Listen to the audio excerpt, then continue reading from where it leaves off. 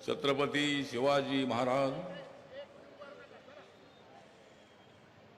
महात्मा ज्योतिबा फुले, सावित्रीबाई फुले,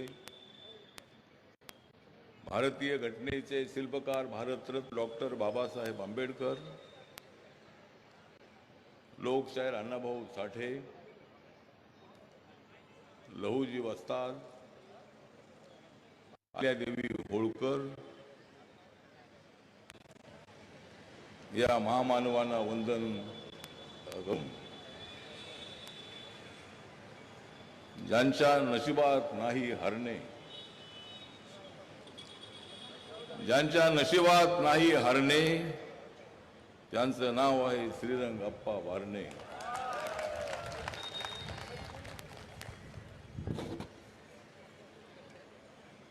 नरेंद्र मोदींना निवडून देण्यासाठी तुमच्या समोर फारच अनेक आहेत कारणे.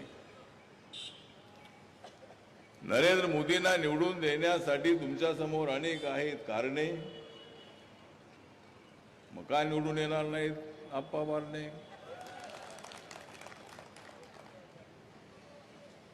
गेल्या 10 वर्षापासून अत्यंत देशाला गतिशील दिशेने घेऊन जाणारे नरेंद्र मोदी गावागावातली बोलत आहे दादी, गावागावातली बोलत आहे दादी, तिसऱ्यांदा प्रधानमंत्री होणार आहेत नरेंद्र मोदी. नरेंद्र मोदीजी या देशामधला अत्यंत खमक्या नेता आहे. जेवढ्या लोकांना एकत्र यायचं असेल त्यांनी एकत्र या. पण या महाराष्ट्रामध्ये माननीय एकनाथ शिंदेजी, देवेंद्र फडणवीसजी, अजितदादा पवार आणि हा पट्टे आहे नरेंद्र मोदींच्या सोबत. नरेंद्र मोदींना हरवणे येऱ्या गबाळ्याचं काम नाही. नरेंद्र मोदी विचार करून देशाचं काम करताय. सर्वसामान्य माणसाला वरती आणण्याचा प्रयत्न करताय. सामाजिक न्यायासोबतच आर्थिक न्याय देण्यासाठी सातत्याने ते प्रयत्न करतायत. गरीब कुटुंबामध्ये जन्माला आलेले नरेंद्र मोदी, ओबीसी समाजामधून आलेले नरेंद्र मोदी, नरेंद्र मोदी तेली समाजाचे आहेत. नरेंद्र मोदी जरी हिंदू असले तर नरेंद्र मोदी सर्व धर्मीयांना सोबत घेऊन जाणारे नेते आहेत. सबका साथ सबका विकास हा तर आहे नरेंद्र मोदींचा नारा. म्हणून जागा होत आहे भारत सारा. नरेंद्र मोदी जे आहे आज या देशामध्ये चमकणारा तारा. म्हणूनच 2024च्या निवडणुकीमध्ये आम्ही वाजवणार आहोत काँग्रेस आणि इंडिया आघाडी 12.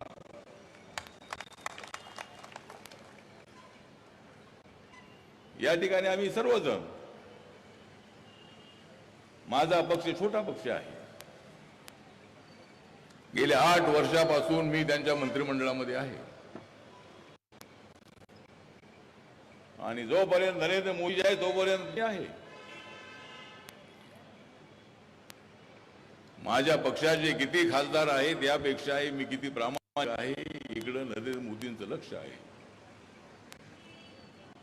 माझा पक्ष सर्व देशाच्या सर्व राज्यामध्ये आहे.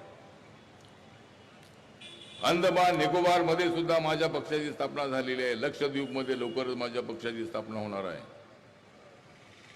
नागालँड मध्ये माझ्या पक्षाचे 2 आमदार आहेत.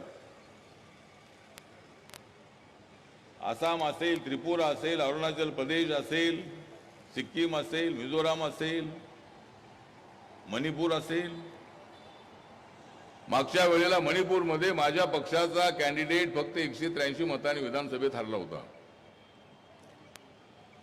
पूर्वीचा रिपब्लिकन पक्ष त्या ठिकाणी नव्हता नॉर्थ ईस्ट मध्ये.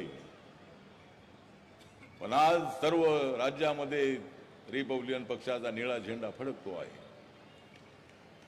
जसा पिंपरी चिंचवडमध्ये जय भीमचा नारा आहे त्याप्रमाणे सगळ्या नॉर्थ ईस्ट मध्ये ते लोक अनेक जातीचे लोक आहेत. ब्राह्मण आहेत, आदिवासी आहेत, दलित आहेत. त्या ठिकाणी जय भीमचा नारा आजही त्या ठिकाणी गुंजतो आहे, निळा झेंडा त्या ठिकाणी फडकतो आहे. एक तर मला अनेक लोक प्रश्न विचारतात की तुम्हाला तिकीट मिळालं नाही. माझी राज्यसभा 2026 पर्यंत आहे. नंतर मला राज्यसभा मिळणार आहे याची मला कल्पना आहे. पण एखादी जागा मिळाव्याची अपेक्षा होती, पण जागा मिळाली नाही. तरी सुद्धा मी आणि माझा पक्ष प्रामाणिक कार्यकर्त्यांची फौज आहे. मी सांगेल तो निर्णय आणि कार्यकर्ता सांगतील तो निर्णय. आमच्या पक्षामध्ये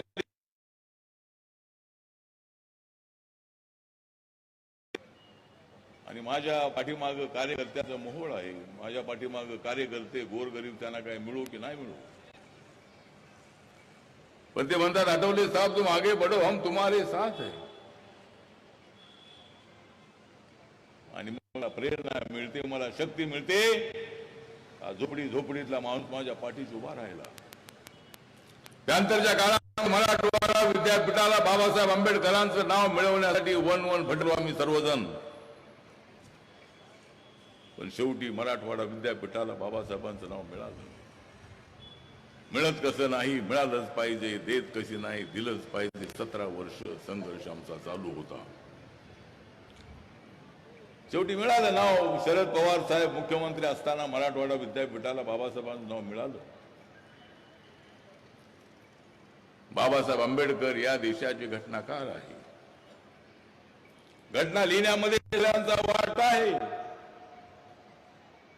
सर्वात जास्त वाटा जर कुणाचा असेल तर त्या नेत्याचं नाव आहे डॉक्टर बाबासाहेब आंबेडकर. रात्र जागून 26 अलीपूर या ठिकाणी दिल्लीमध्ये बाबासाहेब आंबेडकर संविधान लिहित होते. स्वतःच्या प्रभूवर लक्ष नव्हतं. त्यांचं लक्ष होतं देशाच्या ऐक्याकडे. त्यांचं लक्ष होतं भारत मजबूत करण्याकडे. अनेक धर्माचा देश, 7-8 धर्माचे लोक इथं राहतात. 6000 पेक्षा जास्त जातींचा हा देश, 18-20 भाषांचा हा देश. या देशाला एकत्र बांधणं फार अवघड होतं, पण बाबासाहेब आंबेडकरांनी असं बांधलेलं आहे. अशा धाग्याने बांधलेला आहे की तो धागा कधीच तुटू शकत नाही. जो त्या धाग्याला तोडण्याचा प्रयत्न करेल तो तुटेल, फुटेल. पण हा देश आता अजिबात फुटणार नाही. आमचं ऐक्य अबाधित राहणार आहे. देशाचं ऐक्य अबाधित ठेवण्यासाठी नरेंद्र मोदीजी काम करतायत, विकासासाठी काम करतायत, देशाला वर आणण्यासाठी काम करतायत. हे त्या लोकांना आवडत नाही आहे. सगळे 28 पक्षाचे लोक एकत्र नरेंद्र मोदींना हरवण्यासाठी. त्यांना वाटतंय की नरेंद्र मोदींना जर आता हरवलं नाही तर पुन्हा लवकर हरवणं शक्य नाही. पण आताच हरवणं अत्यंत अवघड आहे. मोदींना हरवणं एवढं सोपं काम नाही. मोदींच्या पाठीमागे महिलांची ताकद आहे. या महिलांना 1/3 आरक्षण 181 जागा लोकसभेमध्ये देण्याचा निर्णय आता झाला. बाबासाहेब आंबेडकर लॉ मिनिस्टर असताना महिलांसाठी हिंदू कोड बिल त्यांनी पार्लमेंटमध्ये आणलं होतं. पण त्यावेळेच्या खासदारांनी त्याला विरोध केला. ते हिंदू कोड बिल पास झालं नाही म्हणून बाबासाहेब आंबेडकरांनी कायदे मंत्री पदाचा राजीनामा दिला होता. आज नरेंद्र मोदीजींनी सगळ्या महिलांचा विचार केला आणि महिलांना लोकसभेमध्ये, विधानसभेमध्ये 1/3 आरक्षण देण्याचा निर्णय एकमताने झाला. सगळ्या पक्षांनी पाठिंबा दिला. काँग्रेसचं सगळ्या पक्षांनी पाठिंबा दिला. त्यांचा आभार मानतो मी. कारण महिला आरक्षणाला यावेळेला विरोध केला असता तर सगळ्या महिला विरोधामध्ये गेल्या असत्या. त्यांच्या दिला पाठिंबा दिला. एकमताने बिल पास झालेला आहे. आर्थिकदृष्ट्या मागासलेला जो समाज आहे, समाज नाही परंतु जे कुटुंब आहे, SC, ST, OBC ला आरक्षण मिळतंय पण जनरल कॅटेगरी मधल्या लोकांना आरक्षण मिळत नव्हतं. मी अनेक वेळेला सांगत होतो SC, ST, OBCच्या आरक्षणाला धक्का न लावता सवर्ण समाजामधल्या आर्थिकदृष्ट्या मागासलेल्यांना आरक्षण द्या. मी संसदेमध्ये अनेक वेळेला ही भूमिका मांडली होती. माननीय नरेंद्र मोदींना 2-3 वेळेला भेटून मी त्यांच्याकडे मागणी केली होती. आणि माझ्या सोशल जस्टिस मंत्रालयाचा तो निर्णय आहे की इकॉनॉमिकल विकर सेक्शन EWS 10% आरक्षण हे देण्यात आलेलं आहे. आणि त्याच्यामध्ये हिंदू असेल, मुस्लिम असेल, ख्रिश्चन असेल, ब्राह्मण असेल, मराठा असेल, जी जात SC ST OBC मध्ये येत नाही त्या सर्वांना आरक्षण देण्याचा निर्णय घेण्यात आलेला आहे. ते आरक्षण मुस्लिमांना सुद्धा लागू आहे. आम्ही मुस्लिमांच्या विरोधामध्ये नाही. नरेंद्र मोदींचं म्हणणं हे आहे की घटनेनंच धार्मिकतेवर आरक्षण द्यायचं नाही अशी भूमिका घेतलेली आहे. SC ST OBC ला आरक्षण देत असताना सामाजिक मागासलेपणावर SC ST ला आरक्षण देण्यात आलं. आणि कारेलकर कमिशननी जो अभ्यास केला होता त्या पद्धतीनं अनेक जाती ज्या जवळजवळ 4-4.5 हजार जाती, 4-1 हजार जाती त्यामध्ये आहेत. तर त्या OBCना मंडल कमिशनच्या माध्यमातून VP सिंग असताना आरक्षण देण्यात आलं. काँग्रेसच्या काळामध्ये ते झालं नाही. बाबासाहेबांना भारतरत्न त्यांनी कधी दिला नाही. बाबासाहेब आंबेडकरांचा फोटो त्या सेंट्रल हॉलमध्ये जिथं संविधान बनवलं त्या सेंट्रल हॉलमध्ये बाबासाहेब आंबेडकरांचा फोटो सुद्धा लावला नाही या काँग्रेसनी. तुमच्या जिन्यावर. आज तुम्ही सांगताय की बाबासाहेबांचं संविधान आम्ही बदलायला चाललो. नरेंद्र मोदीजी देशाचं संविधान बदलणार आहेत असं तुम्ही सांगताय. मी तुम्हाला सांगतो की देशाचं संविधान कुणालाच बदलता येणार नाही.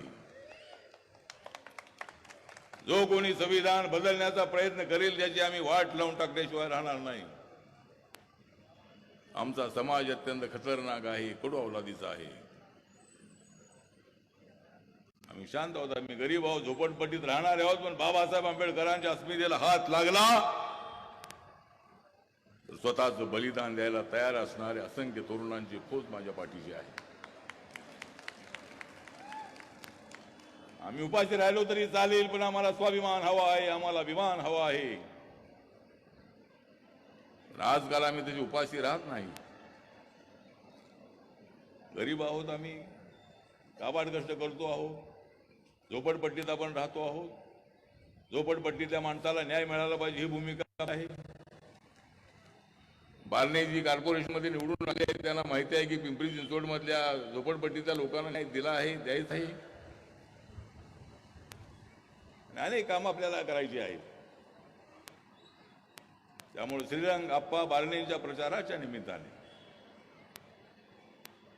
आज या ठिकाणी ही सभा होती आहे. महिला मोठ्या संख्येने आलेल्या आहेत. आमची पुरुष मंडळी पण आहे, पण पुरुषापेक्षा मला महिला जास्त दिसत आहेत. कारण सध्या महिलांचं राज्य आहे, महिलांचं राज्य आहे. म्हणजे आता महिलांना लोकल बॉडीजमध्ये आरक्षण होतं 50%. आता लोकसभेमध्ये, विधानसभेमध्ये आरक्षण मिळालेलं आहे. महिला या पुरुषांपेक्षा हुशार असतात.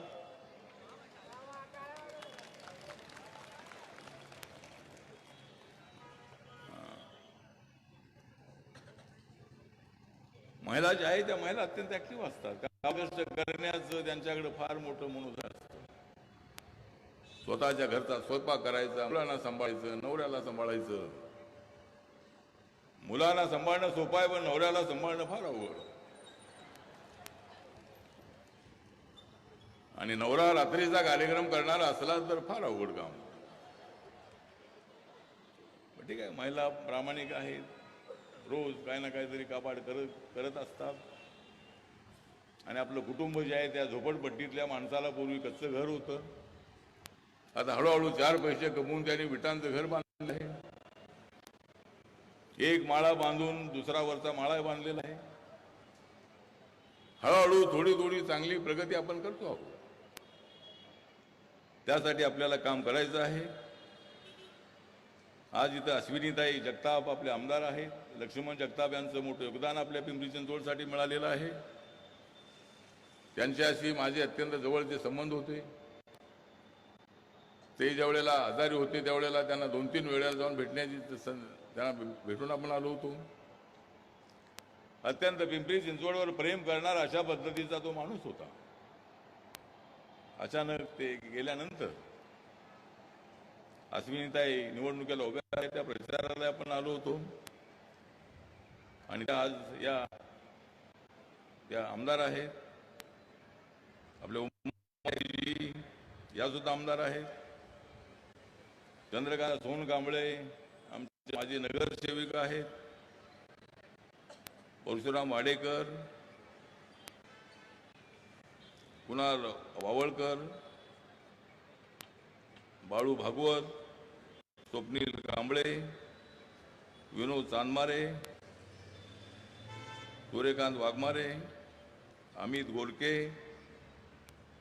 अण्णा वायदंडे आमच्या मातंग आघाडीचे अध्यक्ष, सम्राट जकाते, कमलताई कांबळे, बाळासाहेब ओवाळ, नगरसेवक संदीप वाघेरे, शीतल शिंदे, अनुराधाताई गोरके, बाबा त्रिभुवन, मनीषा पवार,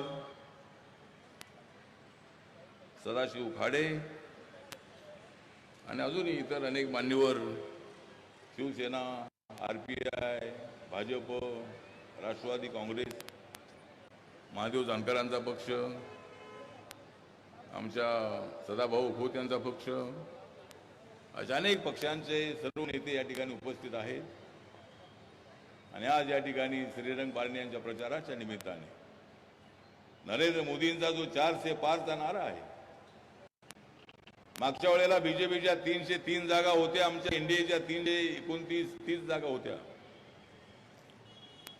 यावेळेला जागा वाढतील अशी आम्हाला अपेक्षा आहे.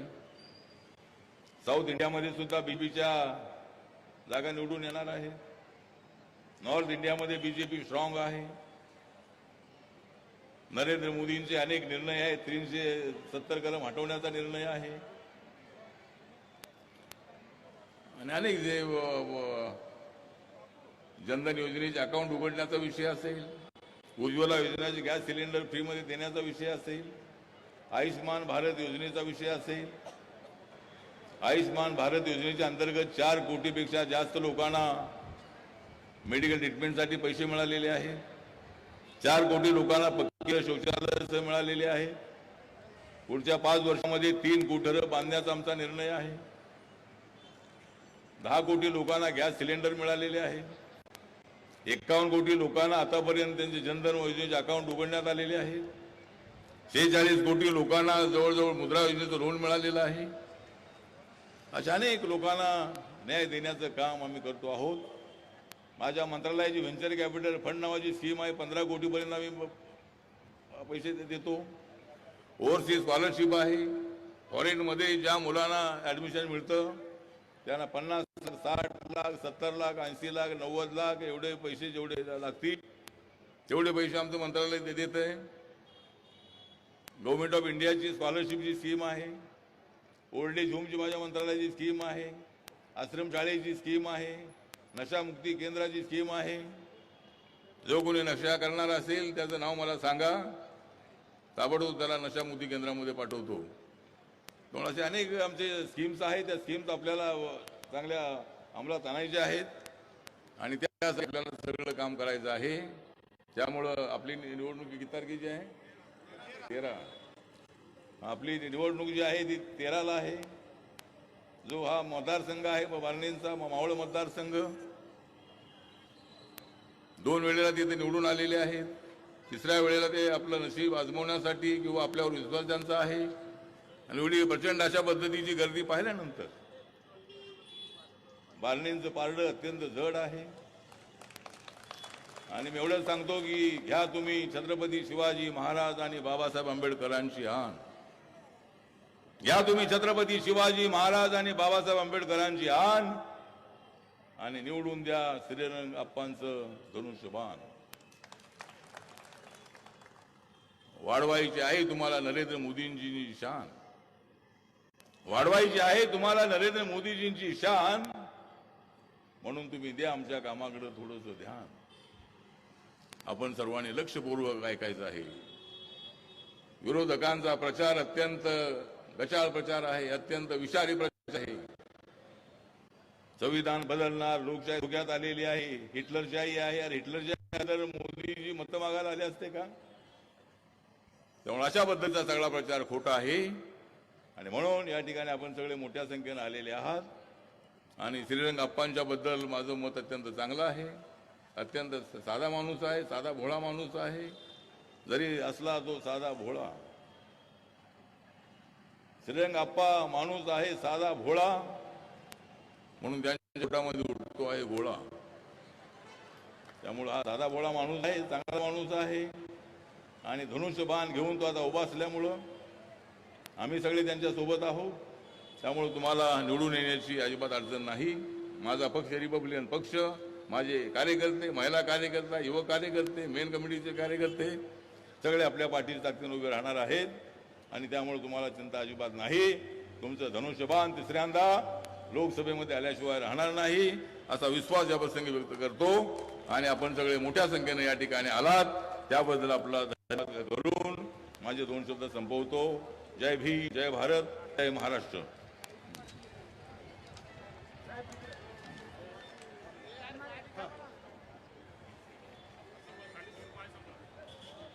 यानंतर सुजित कांबळे यांना विनंती करतो की आपण आभार प्रदर्शन करायचं आहे.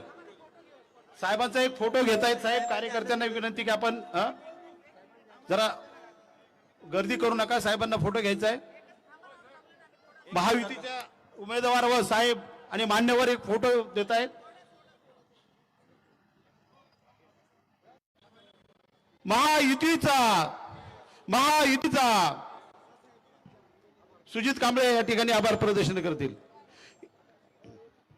आज मावळ मतदारसंघ महायुतीचे अधिकृत उमेदवार माननीय श्री श्रीरंगाप्पा बारणे यांच्या प्रचारार्थ आरपीआयच्या वतीने ही सभा इथं आयोजित केलेली होती. या सर्व सभाला बंधू भगिनींनी व नेते मंडळींनी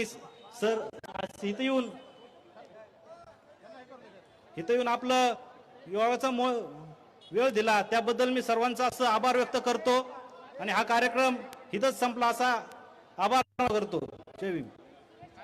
धन्यवाद. सर्व महिलांना विनंती की आपण शांततेच्या मार्गाने जायचंय, आपापल्या गाड्यामध्ये जायचंय, गोंधळ न करता जायचंय. आल्याबद्दल आपण सर्वांचं शहर शाखेच्या वतीने व शहराध्यक्ष कुणाल भाऊ वाळकरच्या वतीने, चंद्रकांतताईच्या वतीने, अजितभाई शेखच्या वतीने, सम्राट जकाते साहेबांच्या वतीने, सुरेश भाऊ निकाळजेंच्या वतीने, सर्वांच्या वतीने या ठिकाणी आभार.